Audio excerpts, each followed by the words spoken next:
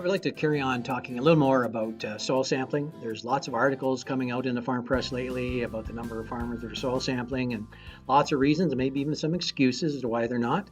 I think maybe one of the reasons might be is that maybe soil sampling is not viewed as a very high-tech service considering the choice of all the technology out there for precision ag.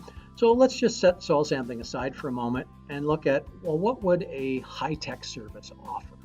And I think, at least in my mind, a high-tech service would be one that is descriptive, one that is predictive, and one that is prescriptive. So certainly, if we bring the soil sampling back into the conversation, soil sampling results can certainly describe a soil condition. Would know very quickly if the soil reaction was acidic or basic. We'd have an idea of the essential nutrients that are present.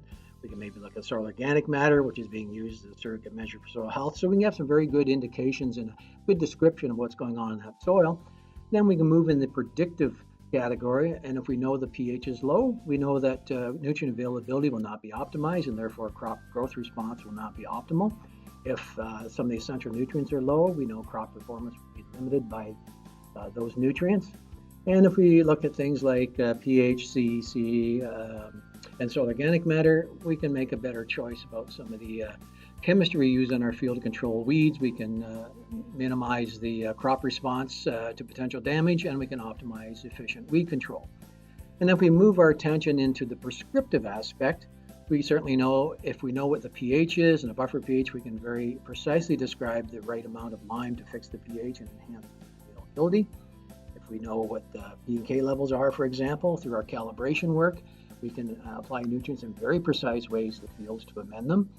And we can look at organic matter to give us some insights into how nitrogen might behave in the soil or the nitrogen supply from the soil.